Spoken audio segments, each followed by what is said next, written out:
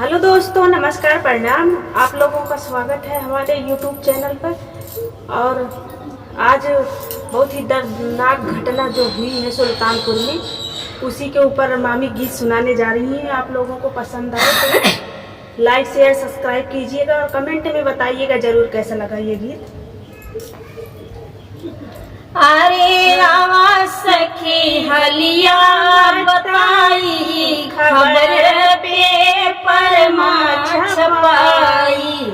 आवा सखी हलिया बताई, खबर पेपर में छपाई।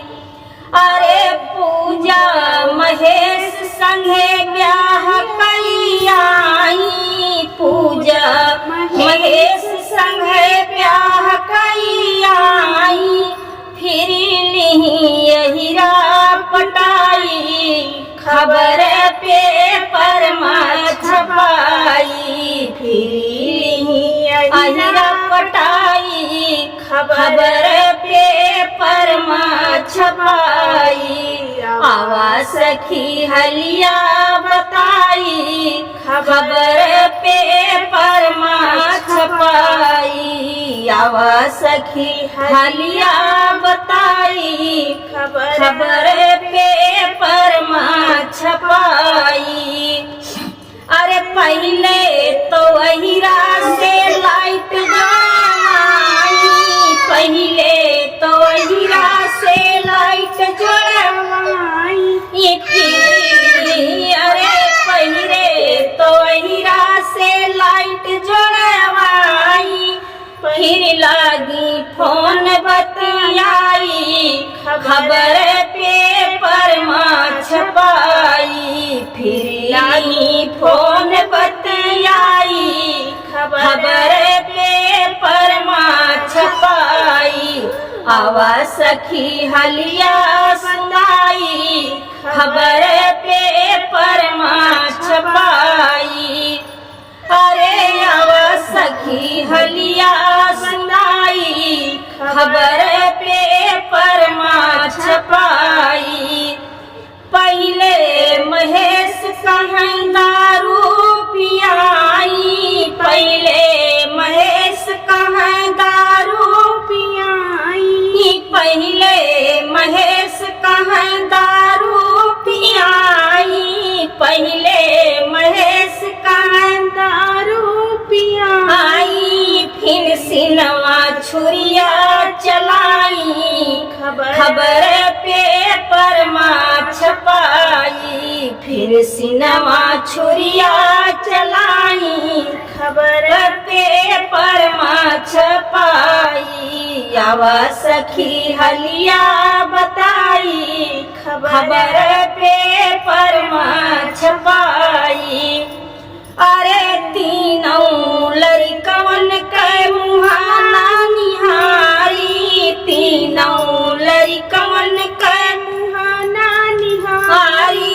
दी महेश कमारी, खबर पेपर में छपाई। दी महेश कमारी, खबर पेपर में छपाई। आवा सखी हलिया सुनाई, खबर पेपर में छपाई।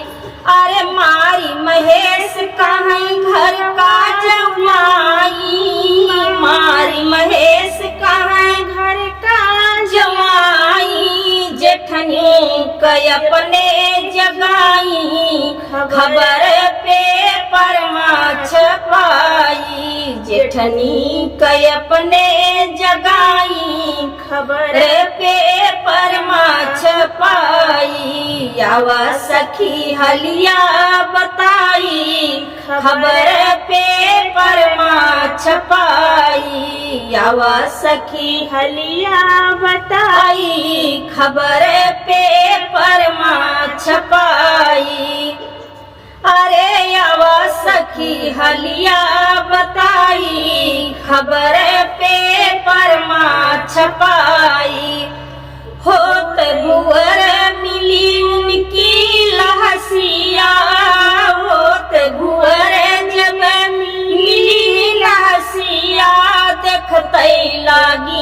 चिल्लाई खबर पेपर में छपाई देखते लागी चिल्लाई खबर पेपर में छपाई आवा सखी हलिया बताई खबर पेपर में छपाई आवा सखी हलिया बताई खबर पेपर में छपाई पुलिस दरोगा जौआए देवरवा पुलिस दरोगा जौआए दुअरवा पुलिस दरोगा जौआए दुअरवा लीनी उनकी हलिया ली उनके हलिया बताई खबर पेपर में छपाई देहन उनकी हलिया